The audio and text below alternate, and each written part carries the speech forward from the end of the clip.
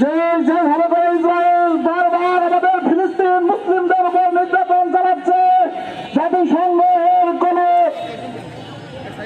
সমাধান দিতে ব্যর্থ হয়েছে বারবার।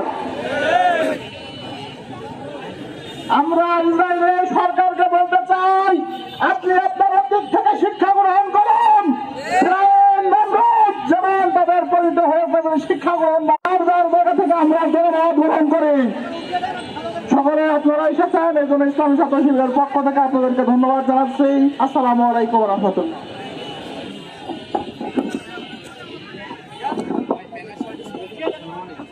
এই পর্যায়ে আপনাদের সামনে কথা নিয়ে আসছেন বাংলাদেশ জামাত ইসলামী শহর শাখার সম্মানিত আমির, আমাদের একান্ত প্রিয় ভাই এবং বিসমিল্লাহির রহমানির রহিম। বিক্ষোভ পরবর্তী আজকের এই সমাবেশ উপস্থিত তাওহীদি জনতা, আসসালামু আলাইকুম ওয়া রাহমাতুল্লাহ।